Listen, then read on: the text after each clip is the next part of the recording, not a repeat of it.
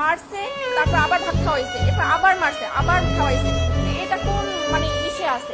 মানুষকে তো এরকম মাইরে ফেলায় না, সে যদি একটা খুনিও হইতে পারে তাহলে তো এরকমের জীবন তো মাইরে ফেলাইতে পারে না বলেন। তারা প্রশাসনের কাছে দেন, কিন্তু ওরা মাইরেন না। নিতে হলে টাকা দিতে হবে 35,000। 35,000 টাকা দিয়ে ছাড়াই নেন, নাহলে আমরা ওরা ছাড়বো না, ওরা আরো মারবো। ফ্যামিলির কেউই নাই একটা মানুষের। আমার আপনার কি যদি এরকম থাকতাম তো আমরাও একই পথের প্রতীক হইতাম, যে মা বাবা ভাই বোন কেউই নাই। মূলত 11টার দিকে আমার বাবাকে ফোন দেওয়া হয়েছে, রাত 11টার সময় ফোন দেওয়া হয়েছে, আপনি কি তোফাজ্জেলের মামা?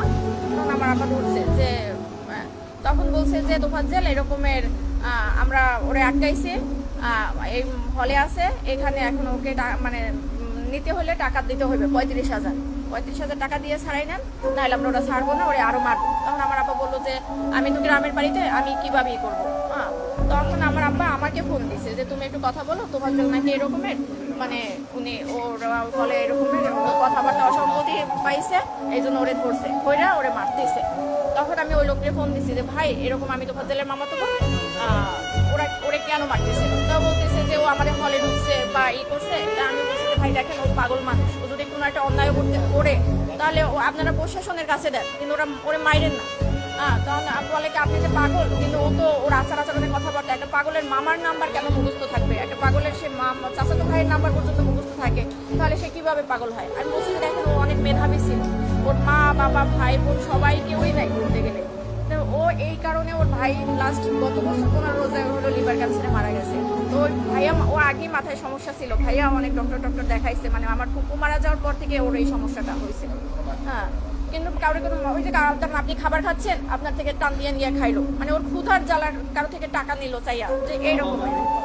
ওর বাবা মারা গেছে রোড অ্যাক্সিডেন্টে 8 বছর আগে। 5 বছর আগে ওর মা মারা গেছে লিভার ক্যান্সারে। তারপর ছিল ওরা 2 ভাই। ওর ভাই হলো নাজিরপুরের থানার এসআই নাসির হোসেন। তখন উনি গত বছর মানে পহেলা রোজায় ধরা পড়ছে ক্যান্সার, উনি 15 রোজায় মারা গেছে। তো ওর ভাই মারা যাওয়ার পরে হলো ও একদম রাস্তার উন্মাদ পাগল হয়ে গেছিল। তারপর আমরা অনেকবার ট্রাই করছি ওরে পাবনায় নেওয়া ডক্টর দেখানোর জন্য বা করার জন্য, কিন্তু ওরে মানে ইয়ং তো, ওরে ধৈরাও বাইদাও রাখার মতো ওরকমই না। একবার শিকল ভাইকে ও ছুটে গেছে, যেদিনকে আমরা সকালে পাবনায় নিয়ে যাবো। এখন কালকের এই অবস্থা। পরে হলো ওই লোক, আমি ফোন দিচ্ছি পর উনিও আমাকে সেম একই কথা বলছে, যে মানুষটা 4 বছর আগে থেকে পাগল, সে কিভাবে রাজনীতি করবে আর দলীয় বলতে কি? ও তো নিজের মানে পরনের কাপড়েও মাঝে মাঝে থাকতো না, তাহলে সে দলীয় করবে কি? মানুষকে তো এরকম মাইরে ফেলায় না, সে যদি একটা খুনিও হইতে পারে তাহলে তো এরকমের জীবন তো মাইরে ফেলাইতে পারে না বলেন। এটা কোন আইনে আছে আর কোথায় আছে? অবশ্যই চাই একদম মানে সঠিক, যে মারছে তার একদম মানে সেই সর্বোচ্চ মানে আইনের সর্বোচ্চ ব্যবস্থা নিতে হবে। কারণ ওর গার্জিয়ান নাই, সেই জন্য একটা মানুষ, অসহায় মানুষটা তো এরকম মারতে পারে না, একটা কুকুরেও তো মারতে পারে না, এরকম মারতে মারিয়ে ফেলাইতে পারে না। মারছে, তারপর আবার ভাত খাওয়াইছে, এরপর আবার মারছে, আবার খাওয়াইছে। তো এটা কোন মানে ইসে আছে? সে যদি কোনো একটা অন্যায় করতে পারে বা ওরা কথার অসঙ্গতি দেখায় তো তারা সন্দেহ করছে, তাহলে তাকে থানায় দিয়ে দিত। তারে 3-4 ঘন্টা মাইরা তারপর আবার থানায় মানে একটা হসপিটালে ভর্তি করায় নাই।